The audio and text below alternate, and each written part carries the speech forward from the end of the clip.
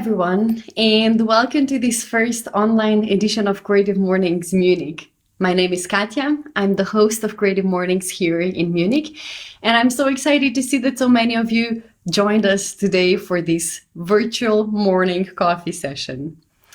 I hope you got yourself some coffee and are ready to dive into the session that is on topic of purpose today. But before we dive into this topic, I would just like to say a few words about Creative Mornings for those who may be new to our series of events. Creative Mornings is a series of free monthly breakfast lectures that are designed for creative communities. It started over 10 years ago in New York City, and the concept was super simple. Breakfast and a creative talk once a month around a creative community.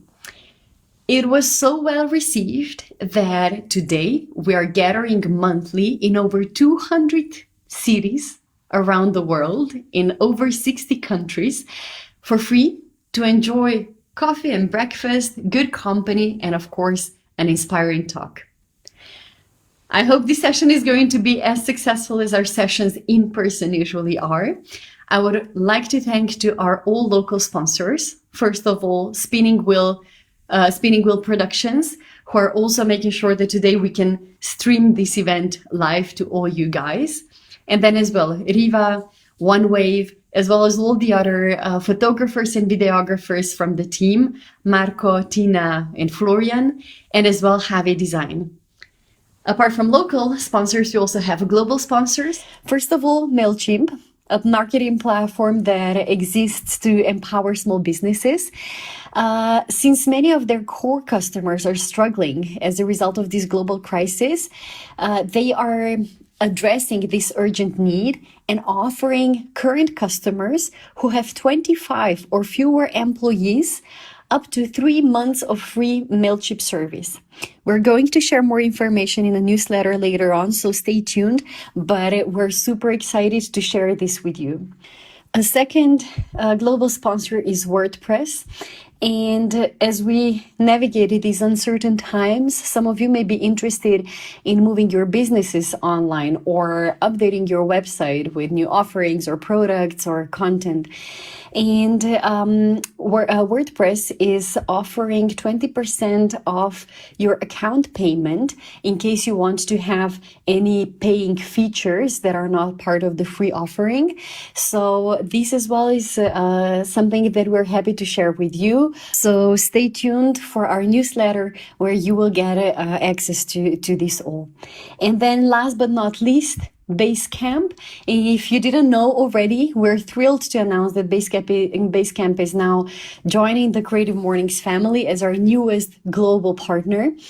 Basecamp actually helps organizations, teams, and individuals to manage projects efficiently and effectively, keeping everything in one place and super organized. And they want to offer all attendees of Creative Morning events 6 months free Basecamp business account. So all you have to do is take out your phone anytime during the event, even though online, take a selfie with your computer showing that you were here, and then email it to the email that we will be sharing in the newsletter that is going to follow as well. Last but not least, I want to say a big thanks to the team of Creative Mornings Munich volunteers who are making sure that on a monthly basis we can bring those events to you guys and that we can adapt, to either a virtual world or any other challenges that we may have on our ways. So thank you so much, guys. Now, without further ado, the topic today is purpose, and we have Anna with us, who is going to deliver an amazing talk, and she's really ready to dive in the topic. I would like to also ask you guys, in case you are enjoying this talk, take a screenshot of this event or of yourself with a cup of coffee, share it on social networks, and tag us at Creative Mornings Munich so that we can then repost your snippets. Anna, now the floor is yours. Thank you for being here, and let's enjoy this amazing session.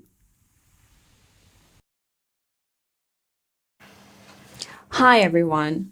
I wish that I could be meeting with you in person and shaking everyone's hands, but alas, we'll have to virtually meet for now. Thank you so much for tuning in. I sure hope to make the next half hour or so meaningful for you. So let's start from the very beginning. What is purpose? Have you asked yourself that? Not what is your purpose, but what is purpose on its own?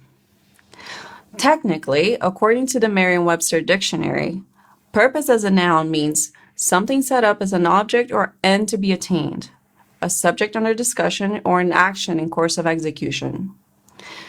To put it in the simplest of terms, during this talk, I will be referring to purpose as what gives our lives meaning. I'll first talk about purpose on a singular personal level. Then we will dive deeper into communal purpose and how my purpose may align with yours. We'll also come to see purpose as equal part blessing and a curse. Finally, I hope to inspire you to find peace in whatever your purpose may be. As much as I wish I could make this talk timeless, I feel like I would be doing us all a disservice if I were to ignore the unprecedented moment of doubt, solidarity, and alternative forms of connection that we are all going through. This is the kind of moment that may shape us for years to come and most likely will. In all of its uncertainty, one thing is for sure. This is the perfect moment to talk about purpose. But who am I and why am I here talking to you about purpose? I was born and raised in Rio de Janeiro, Brazil, but I have lived abroad for the past 12 years. Why does this matter? My sense of purpose has sure changed a lot since I first moved out of Rio. I was educated in private schools all of my life, and yet I can never ignore the fact that I lived in a deeply divided society. The social and racial gaps were, and still are, always there. From a very young age, this drove me mad. I grew up both thankful for the opportunities that I had and saddened by the Brazilian reality of omnipresent poverty and violence. Even from my very, very cozy bubble of privilege, I couldn't, and neither did I want to, ignore the harsh reality of my country. So in high school, I acquired a very strong sense of purpose. I recall feeling it in my gut, in my bones, and on my skin. I wanted to give back, to contribute, and to help change that reality, even if by a millimeter. I found so much meaning in believing that there was something I could do. And as I grew older, I grew closer to graduating, and I set my mind on living abroad, I made a promise to myself that as soon as I graduated, I would go back to Brazil, and with a degree in my hands, I would finally be able to work on my purpose. Well, as you may have guessed, that was the biggest promise that I ever broke. Have you ever broken a promise to yourself? It can be a very debilitating feeling. In my case, life ultimately got in the way, as it often does. Soon after I got into college, I met a charming French-American guy who would later become my best friend, my husband, and the father of my children. I graduated with a double major in global communications and film studies, and I moved on to pursue a master's degree in brand management. But with every year that passed and with every academic achievement, that tingling sense of purpose I had felt in high school became fainter and fainter, until it wasn't more than just like a memory tinted with a bit of shame from a broken promise. In 2014, I landed an internship at an advertising agency that brought my husband and me to Munich. That internship turned into a full-time job, so here we stayed. It wasn't until 2018, when I was pregnant with my second child, that I started feeling that tingly sense of purpose again. My job was stable and safe, but it wasn't really aligned with the meaningful life that I wanted to lead. If any of you have kids, you may know how much like having a child really influences your life in ways that you can't foresee. This time, I really couldn't ignore, and I wouldn't ignore, the fire that had reignited inside of me. I had come to realize that whatever I would do professionally from then on would have to be steered by a sense of purpose. It would have to inspire me and inspire my kids to lead a life with meaning.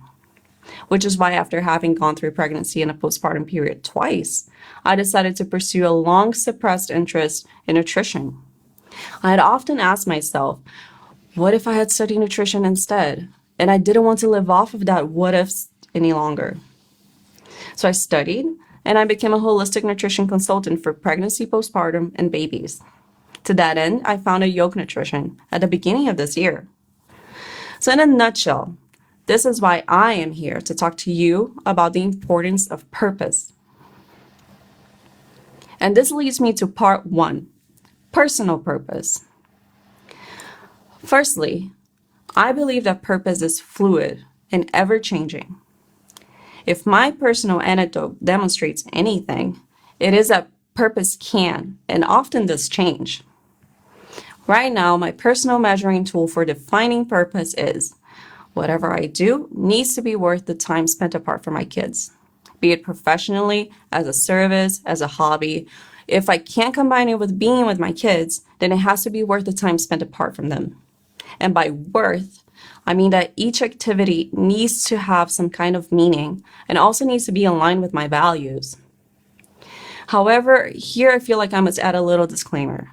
I am fully aware that my sense of purpose is shaped by and made possible thanks to the privilege that I have had and continue to have in life.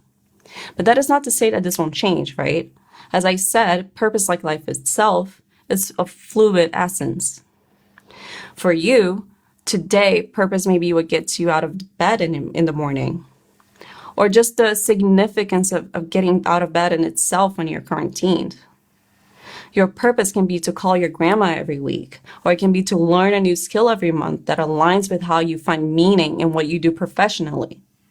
There's no right or wrong when it comes to purpose. There are just results and consequences, should you choose to follow your purpose.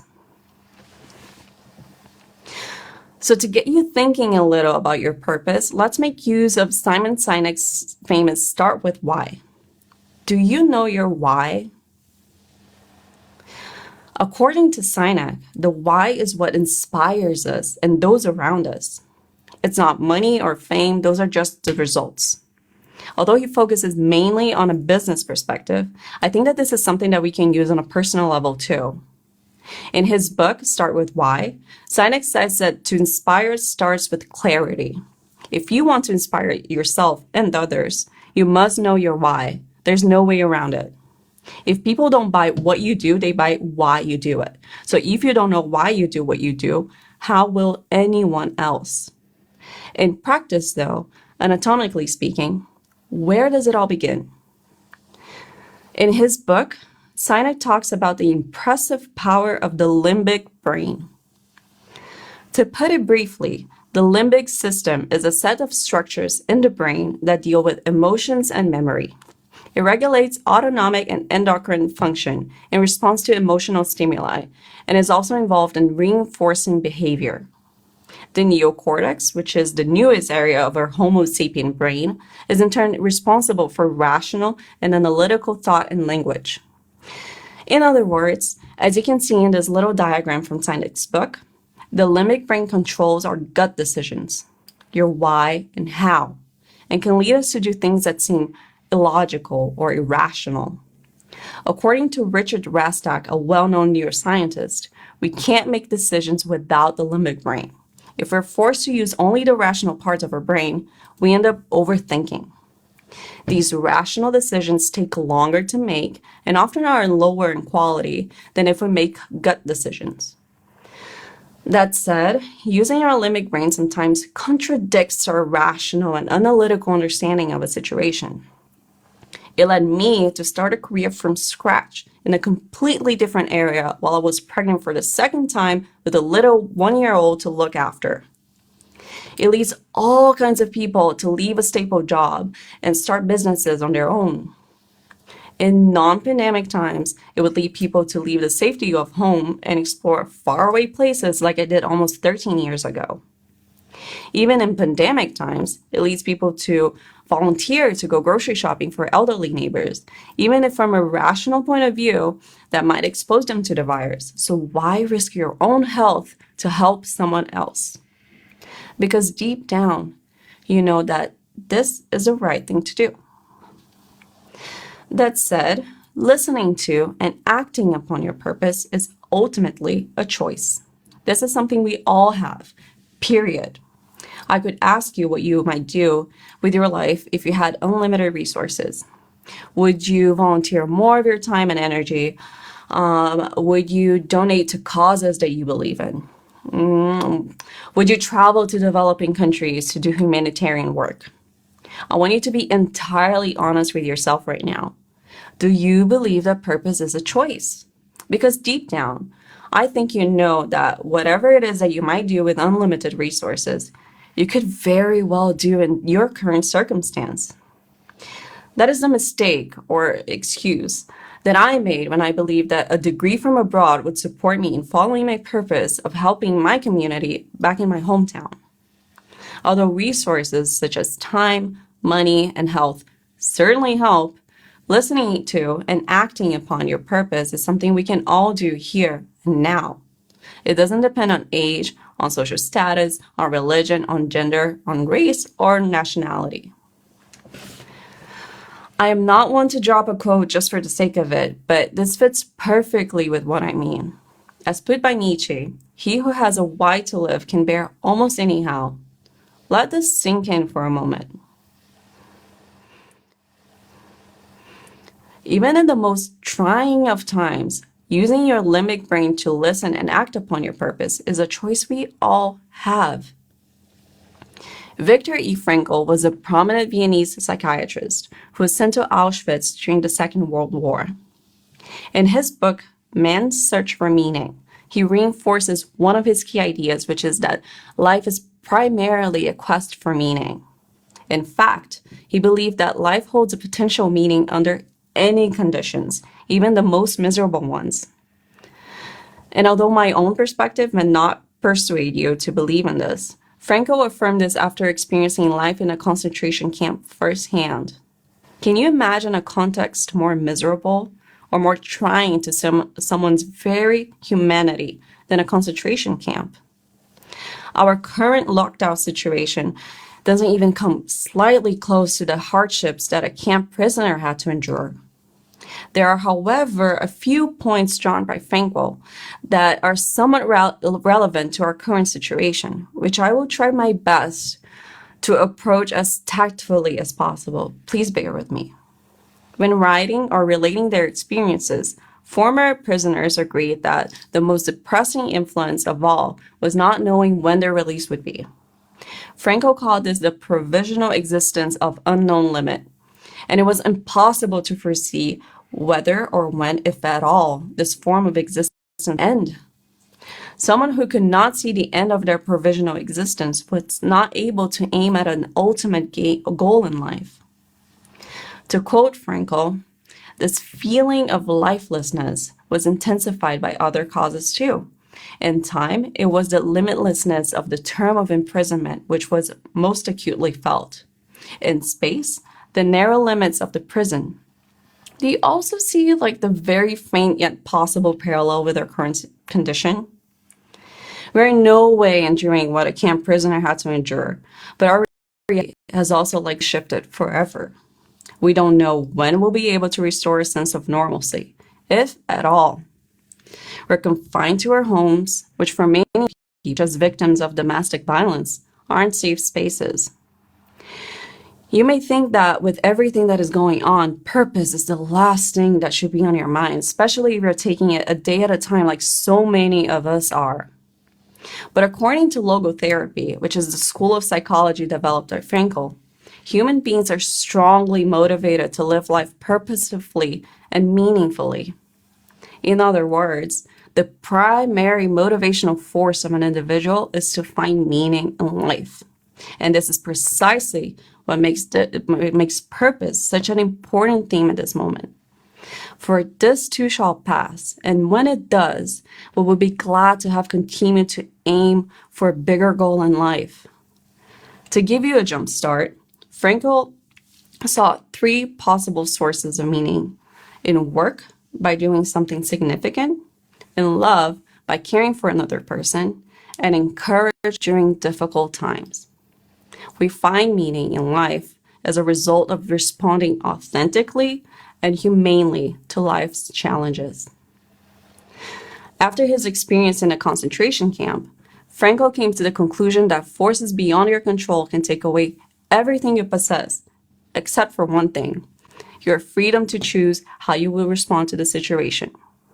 He observed that the sort of person the concentration camp prisoner became was a result of an inner decision and not of camp influences alone.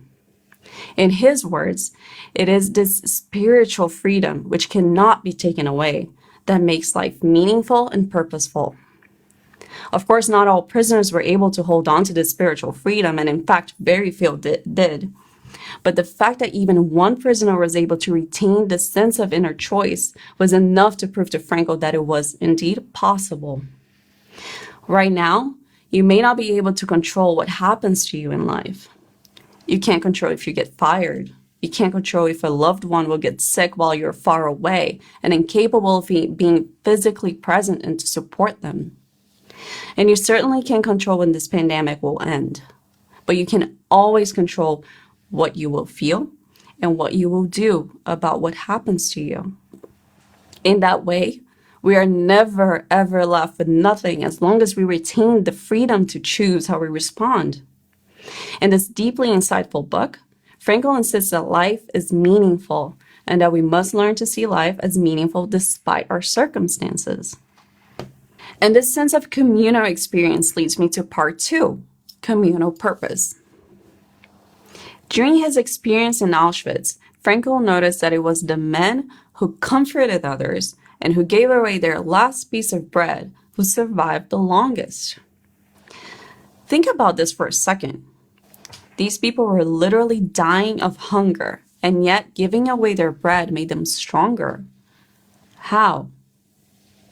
Well, the prisoners who gave away their bread were also the prisoners who succeeded in obtaining value from the suffering afforded to them. In doing so, they kept their inner liberty, and in their conviction, they helped themselves by helping others.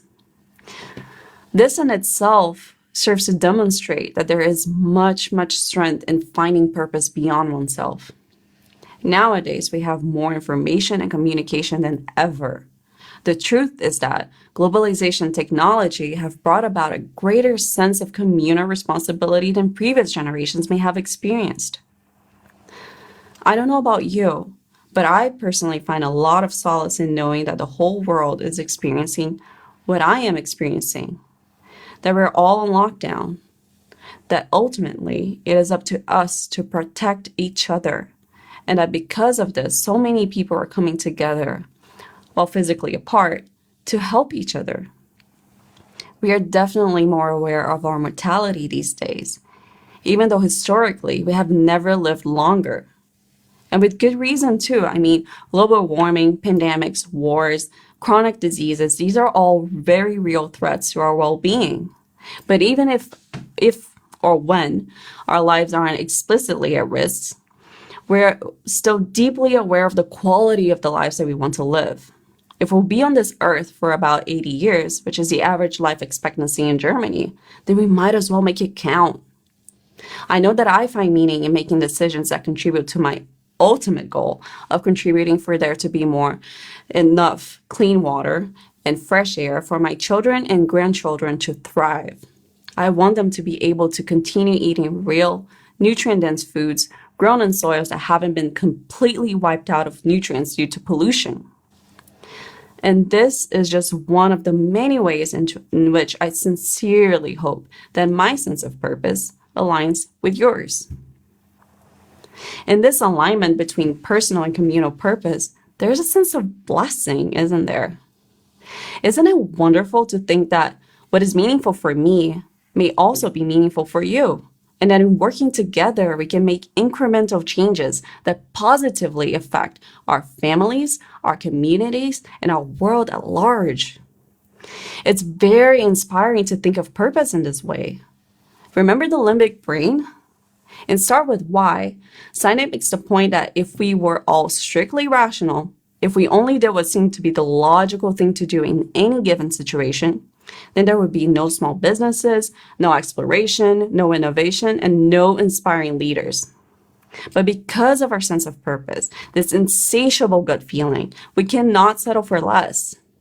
Those who manage to follow their purpose and to succeed while following their purpose are viewed as ambitious and go-getters. As put by Sinek, it is the undying belief in something bigger and better that drives this kind of behavior. The people driven by this behavior inspire us to want to think, act, and live bigger and better too. Think of Bill Gates, Bill and Melinda Gates, of Rosa Parks, of Greta Thunberg, or Nelson Mandela. These are all people from different nationalities, different races, ages, and altogether different contexts in time and space, whose clarity and conviction of their why continue to inspire us communally to strive for more than seems realistic to want from the world we live in. It is wonderful to believe that one can overcome adversities or just use their privilege to give back and inspire others.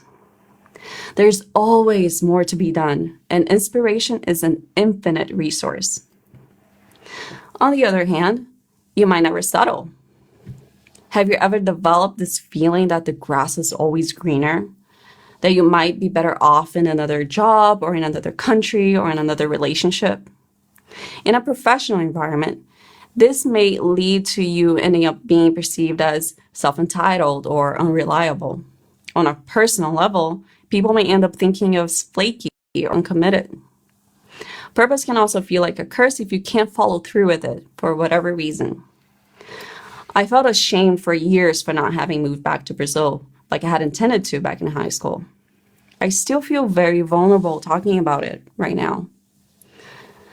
Living in Brazil is not at all in our plans, and although I try to help and contribute remotely, or have tried, it never feels like it's enough.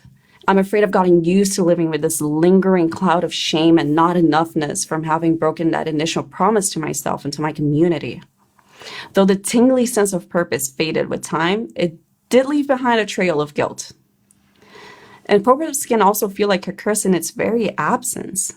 This existential vacuum, as Frankl would call it, is a growing contemporary phenomenon which stems from two primary reasons. First, we have come to lose some of the basic animal instincts in which an animal's behavior is embedded and by which it is secured. Such security is no longer available to us. And secondly, we have more recently begun to lose traditions which used to define so much of our behavior.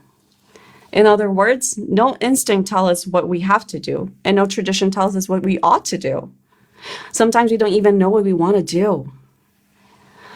On a different note, just like the limbic brain controls our drive for something bigger and better, it can also control behavior out of other emotions, like hate or fear. And it goes without saying that purpose is particularly dangerous when driven by hate or fear.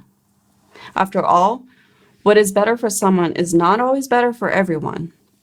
A racist person may legitimately believe, out of hate or fear or both, that people who look and sound differently from them are a threat to their livelihood.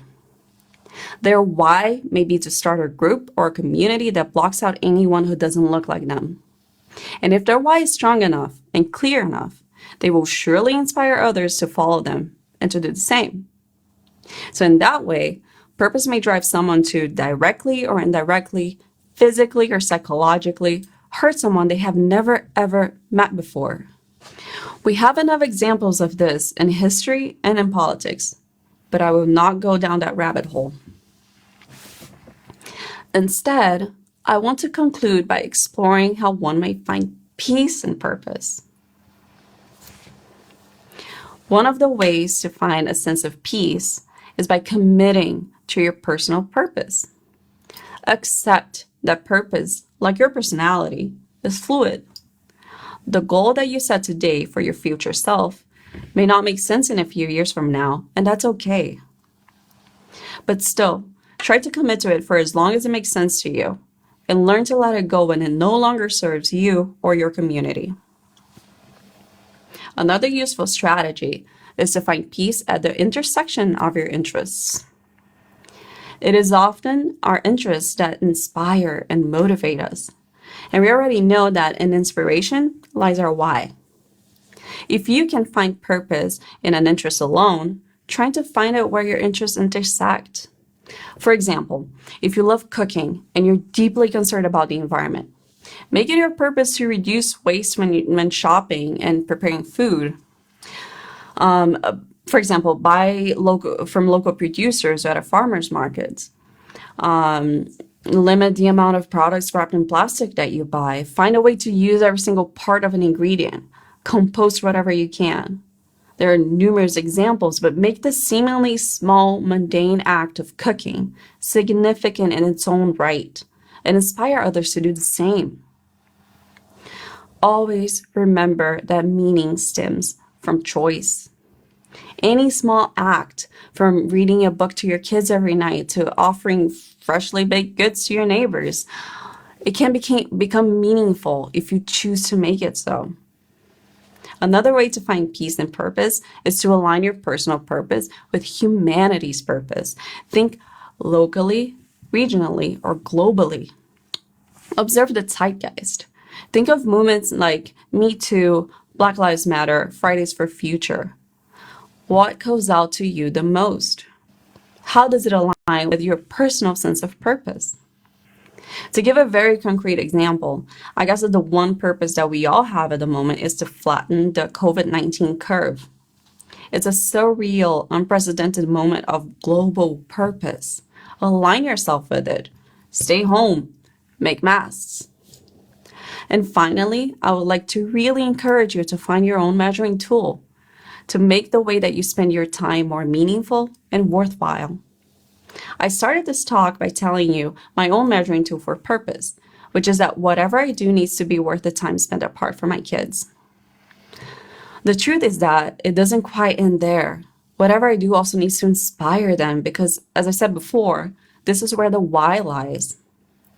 For instance, working on this talk, which I genuinely hope inspires you, or pursuing a new career that allows me to positively and directly impact the lives of everyone that I work with, or finding the time to exercise, which helps me feel stronger and healthier. All of these activities align with my current sense of purpose. And the time that I do spend with my children is filled with meaning.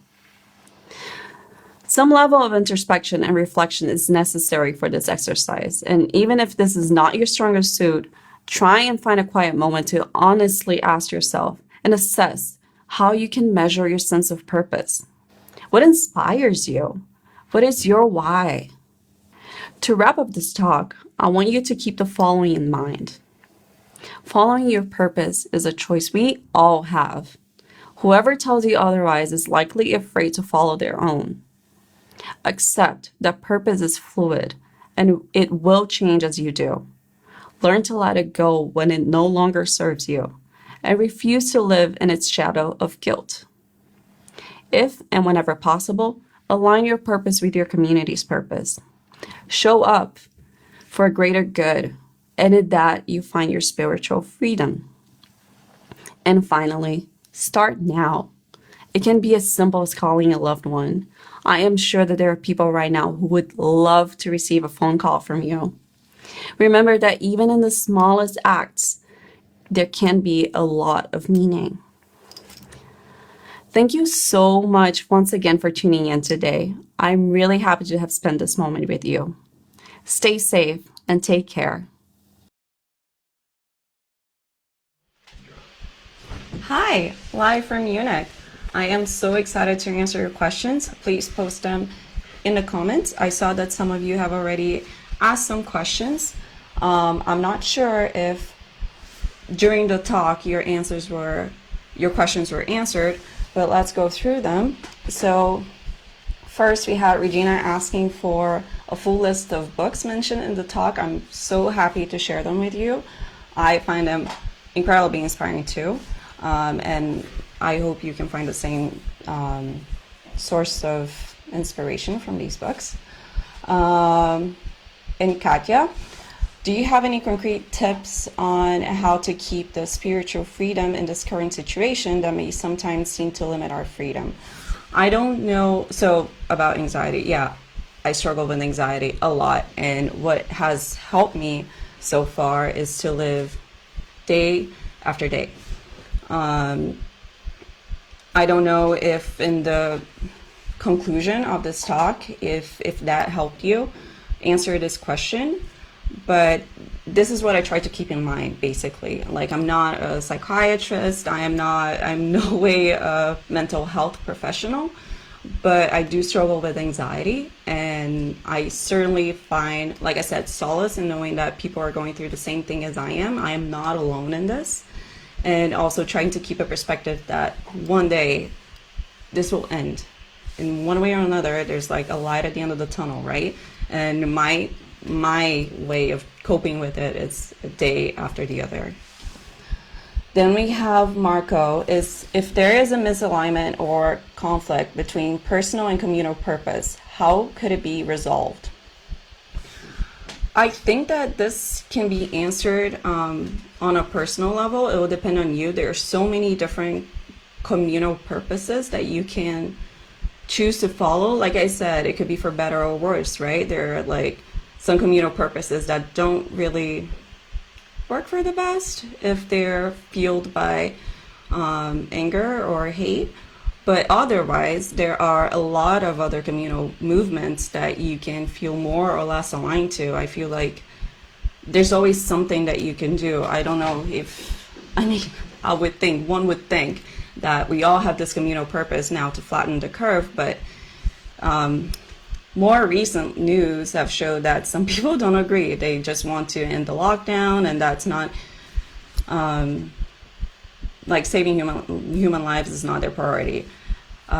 So for every communal purpose that you might align yourself with, there's always going to be a communal purpose that you're not going to align yourself with. So in a nutshell, that's a personal thing to answer. Then, are you still somehow following your purpose from the young age related to your home country, even despite the distance? I am, very limitedly, to put it, I don't know, like I'm still ashamed about this. Like I said, it's never gonna be enough, but I've tried different things in my time living abroad.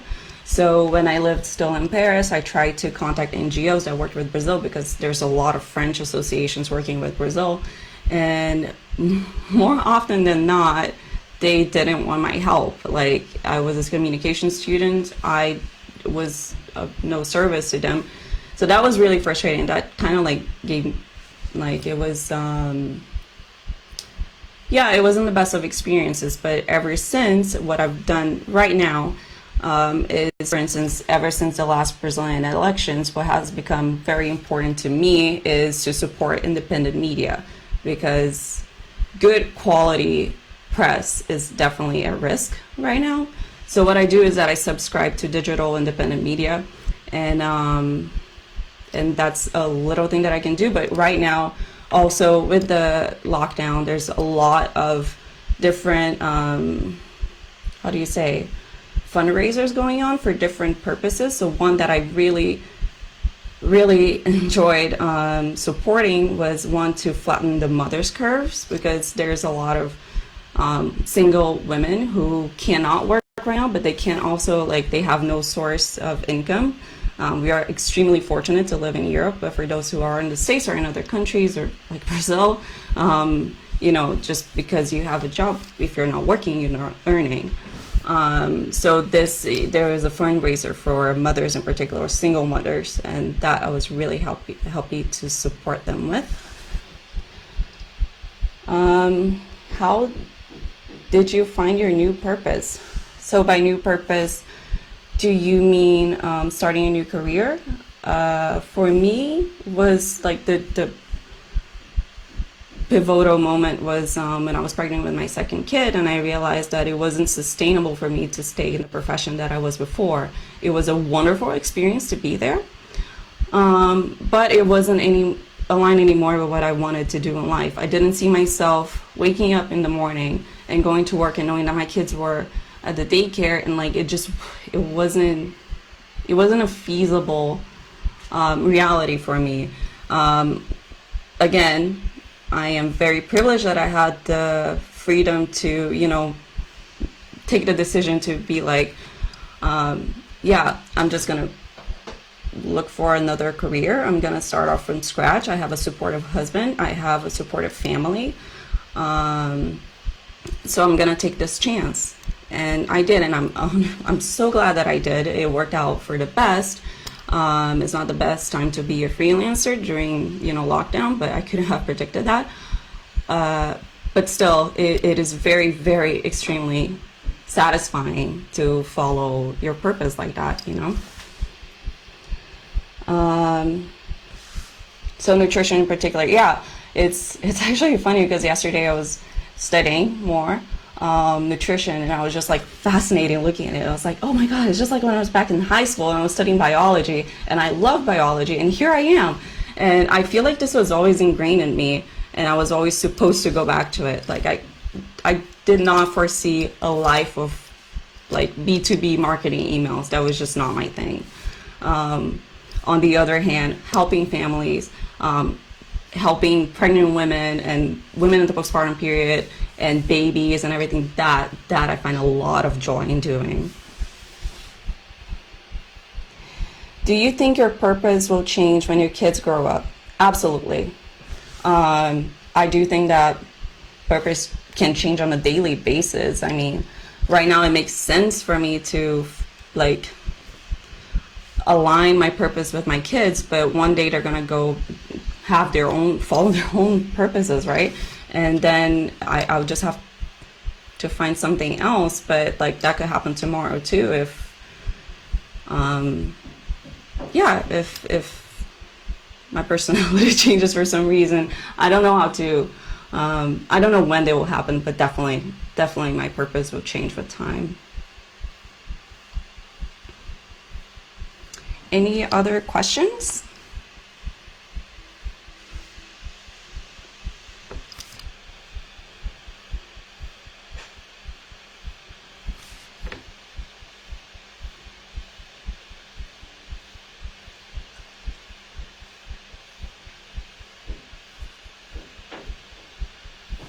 Or if anyone wants to add anything.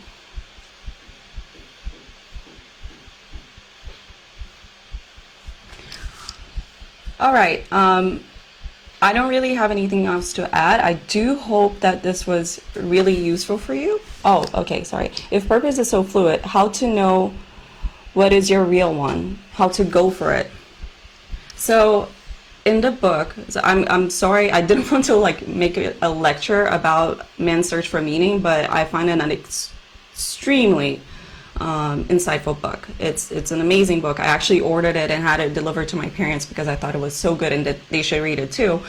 But the way that he puts it is that you only know your real one once you're like in your deathbed, basically, and you look back and you're like, this is it, I've achieved it. In that sense, like he also talks about how as a as an old person, you shouldn't look back and like be jealous of younger people and everything. On the contrary, you've already achieved so many purposes. You've like made so many things reality by the point when you're old, and in the meantime, yeah, I guess that purpose is pretty fluid and you can just go with it. I know that it's not the most anchoring feeling if you think that your purpose can change at any moment, but for as long as it is valid to you, there's definitely some grounding in that. So how can we find me on social networks? You can find me at Yolk Nutrition, yolk like in the yolk nutrition, everywhere. So on Facebook is Yolk Nutrition, Instagram Yolk Nutrition. Yeah, and I'll be really happy to connect with you. Again, I am so truly sorry that we couldn't be meeting in person. It would have been awesome to see all of you. But that said, the digital space is ours, and here I am, always also really happy to connect with you at any given moment. And I'll also make sure to share the resources from this talk. So Yeah, if no one has any additional questions, I am happy to pass the floor back to Katya. Thank you so much for being here today, and I hope to speak to all of you very soon. Thank you. Wow, thanks so much, Anna, for this talk. I hope you guys enjoyed it as much as I did. Seeing the questions, it seems like you got inspired. Thank you so much for being here with us. Stay tuned via our social networks and our webpage about the upcoming events. And if you haven't subscribed yet, subscribe to our newsletter. We would be happy to deliver you the relevant information about our talks on a monthly basis. And then otherwise, stay safe, stay healthy, and see you in May. Thank you guys. Have an amazing morning. Bye.